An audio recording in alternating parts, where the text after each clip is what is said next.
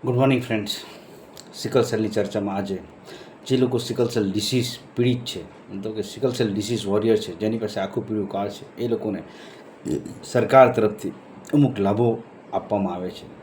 જેવી રીતે કે સિકલ સેલ ડિસીઝને RPWD એક્ટ 2016 પ્રમાણે અપંગતાના કાયદામાં એને આવરી લેવામાં આવેલો છે. એટલે મતલબ કે સિકલ સેલ ડિસીઝવાળા વ્યક્તિને અપંગતાનો કાયદો લાગુ પડે છે અને એમને અપંગતાનું સર્ટિફિકેટ પણ મળે છે. જો તમારે અપંગતાનું સર્ટિફિકેટ લેવું હોય તો તમે જે તે જિલ્લાની ડિસ્ટ્રિક્ટ હોસ્પિટલમાં જઈ અને તમારું HPLC રિપોર્ટ, બીજા જે જરૂરી આધાર પુરાવા છે તે લઈને જશો તો તમને ઓનલાઈન ડિસેબિલિટી સર્ટિફિકેટ કાઢી આપવામાં આવશે.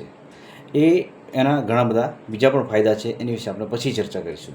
અને બીજું એક બેનિફિટ છે સરકાર તરફથી કે જે લોકો અનુસૂચિત જનજાતિ મતલબ કે શિડ્યુલ ટ્રાઇબમાંથી આવે છે, આદિવાસી કોમ્યુનિટીમાંથી આવે છે, એ લોકોને દર મહિને ₹2500 રોકડ ₹2500 સહાય મળે છે. જે ₹2500 તમારા બેંકના એકાઉન્ટમાં કદાચ જમા થાય છે અને એની માટે એક જરૂરી ફોર્મ ફિલઅપ કરવાનું હોય છે. એમાં આવકનો દાખલો કે જાતિનો દાખલો કે જે પણ હોય તે ભરી અને ડૉક્ટરના સહી સિક્કા કરી અને તમારા જે એરિયાના જે સિકલ સેલ કાઉન્સિલર છે તેમને આપવામાં આવે છે, અથવા તો THO સાહેબની ઓફિસમાં કે જે બી આરોગ્ય શાખા હોય ત્યાં જમા કરવાનું, જેથી તમને દર મહિને ₹2500ની સહાય સરકાર તરફથી અનુસૂચિત જનજાતિમાં જે લોકો આવે છે તેમને મળે છે.